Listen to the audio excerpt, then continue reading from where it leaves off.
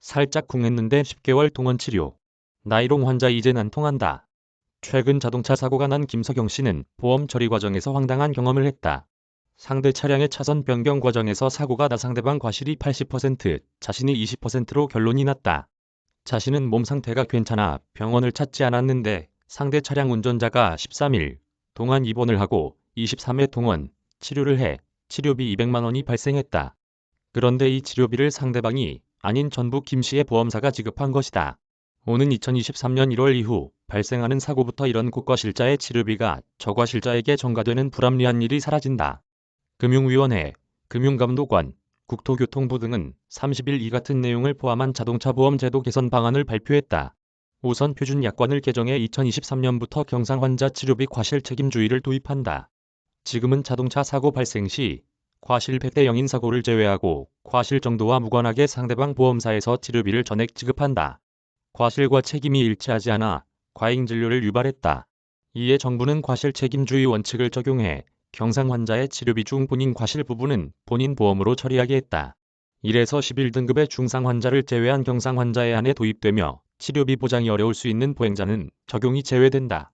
정부는 이로 인해 연간 5,400억 원이 과잉 진료가 감소, 전 국민 자동차 보험료가 2에서 3만 원 절감될 것으로 기대했다. 경상 환자 장기 치료 보험금 지급 시 진단서 제출도 의무화한다.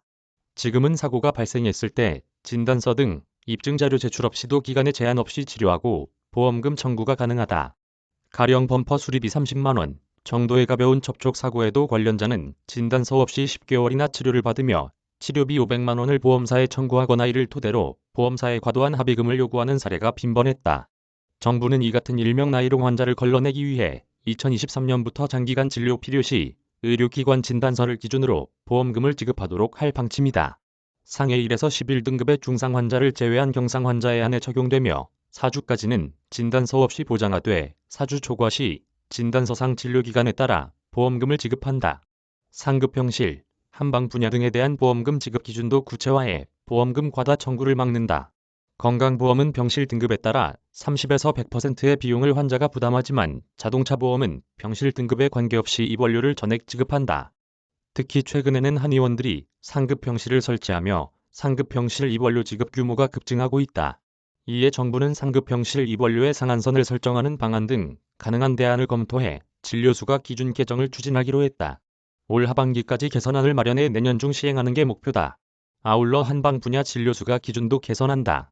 건강보험 급여 항목에 포함되지 않은 첨약, 약침 등의 자동차 보험 수가 기준이 불분명하다는 지적에 따라 10월부터 내년 4월까지 연구 용역을 통해 수가 기준 개선 방안을 마련할 계획이다.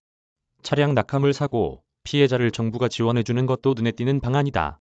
지금은 고속도로 등에서 차량 낙하물로 사고가 발생하면 치료비 등 손해 비용을 전적으로 피해자가 부담해야 한다. 무보험, 뺑소니 사고는 정부 보장 사업을 통해 사고 피해자에게 정부에서 우선 보상 후 가해자에게 구상권을 청구하지만 차량 낙하물 사고는 포함돼 있지 않았다.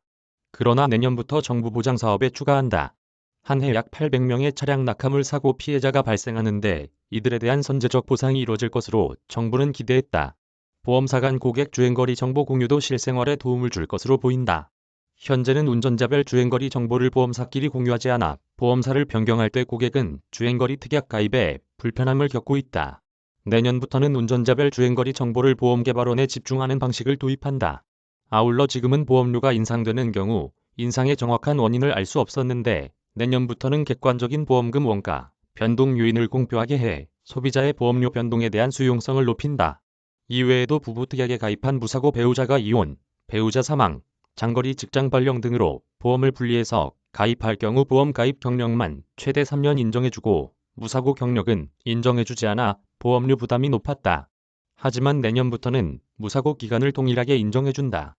가입 경력 3년만 인정하고 무사고 경력은 인정해주지 않아 보험료가 102만 원에 달했지만 앞으로 무사고 3년이 반영되면 보험료는 76만 원으로 뚝 떨어진다.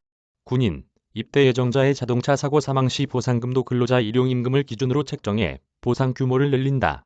이태규 기자 이메일 주소